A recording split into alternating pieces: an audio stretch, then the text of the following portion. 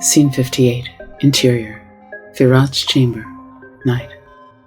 A bulge flashes up the Irminsul Pyramid's beam of light. Faeraud closes the drapes over the window.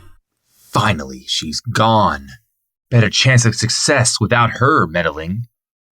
Atiana was pretty adamant about not journeying to that garden.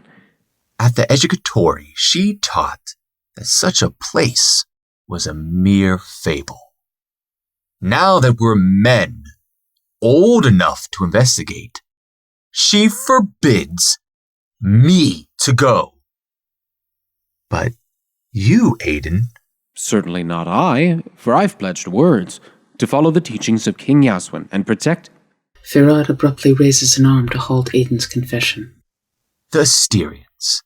You know they can't be trusted. Whose word is the true authority? Atiana? Or the Rataka scrolls? The Rataka scrolls, of course. And one of the Ratakas we hold. Faeraud pulls out the scroll of water and opens the black container. The sheet floats in the air as Faeraud guides it.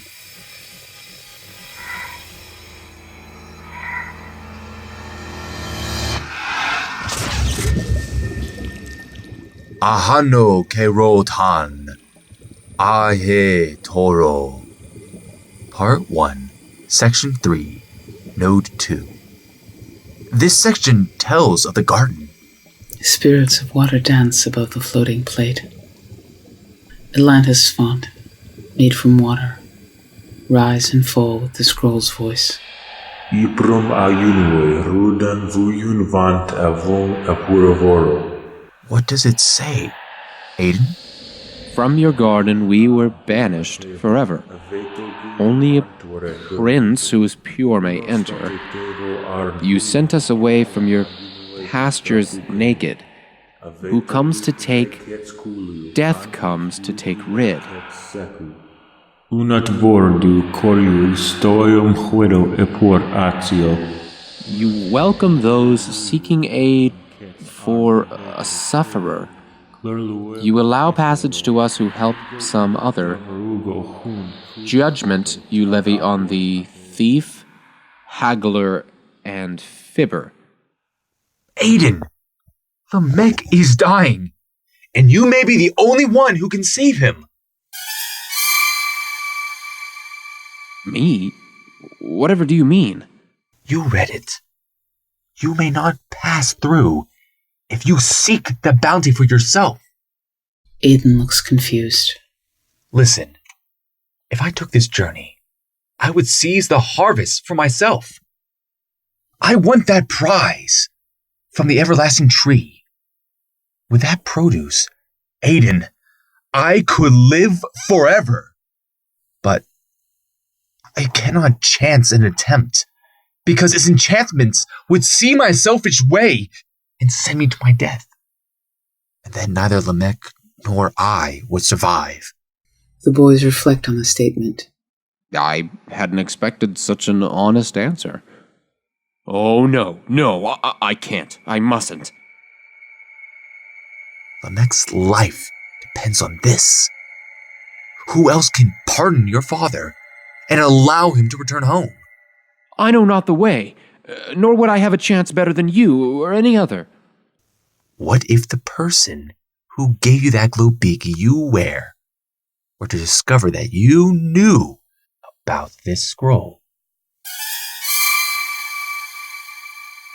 Then give me half a day to consider this desperate measure. Why should I count on my smart owl? I asked myself earlier. Because he is family. If you come back with a life-saving antidote, no one will ever doubt that you are the true son of Gilgamoas. You will not only be saving the Prince Lord, but your father too. My father's life? How so? If the wine from Gilgi's vineyard, which Lamech drank, proves poisonous, your father could be hung out to dry. I'll arrange a group, and we will harvest that fruit. We'll call ourselves the Harvesters. Aedon slowly exits, stepping out from a nearby closet. Ausethan. His harvesters will need skilled companions for the journey. I knew you would volunteer. Iron, corridor, night.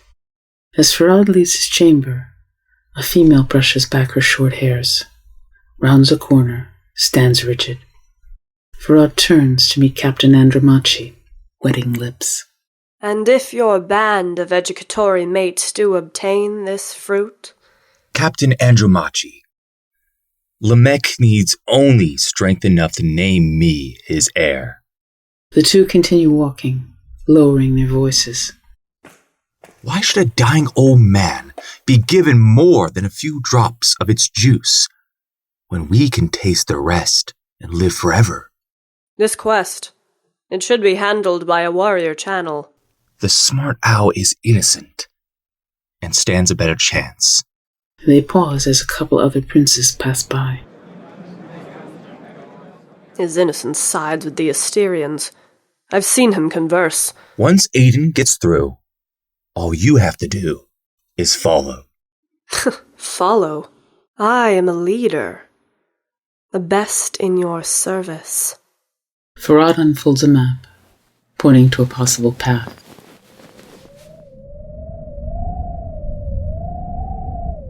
Exterior, agglomeration, far outskirts, morning. Closely looking at the map, Arisha lowers it. Behind the paper, the real mountain is revealed. At the top of the mount, lava boils like a continuous pot cooking something. Below the fiery summit, the hills are draped in snow. A fierce wind tugs at the fur togas, which Aedon, Arisha, and Osethan hug. The agglomeration forest. I beg you to reconsider this venture.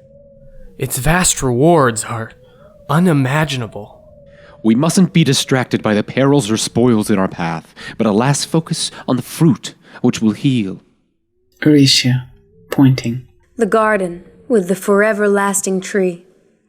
There it waits. Where? In the snow-covered peaks?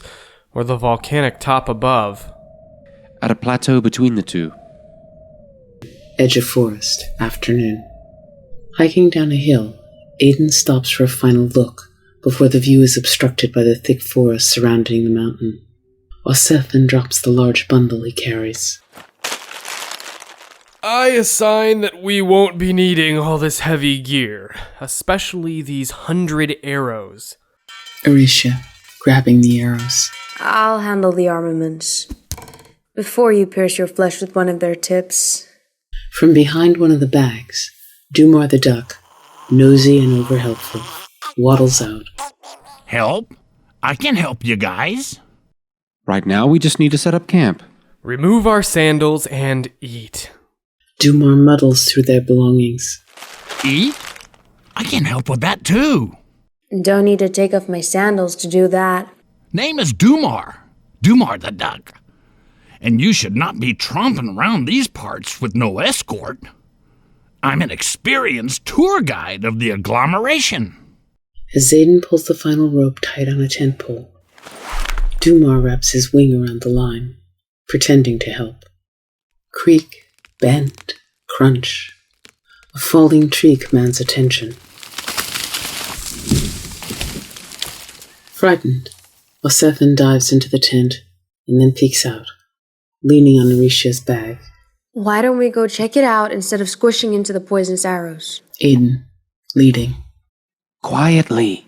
Peeking through thick brush mingled within the trees, they see a long canyon dropping below.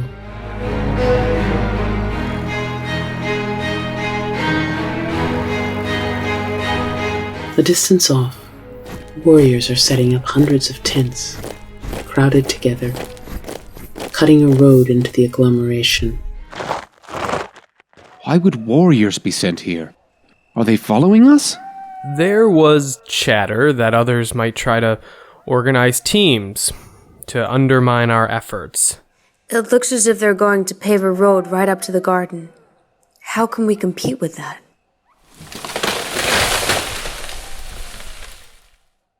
Tent, night. Aedon beds down for the evening, switching off an illumination bulb. He tosses and turns as the distant warrior machinery whirls away. Oresian and Alsethan drift off. Dumar snores slightly. Eyes open, Aedon stares upward, where shadows of tree branches rake the canvas. He can't sleep.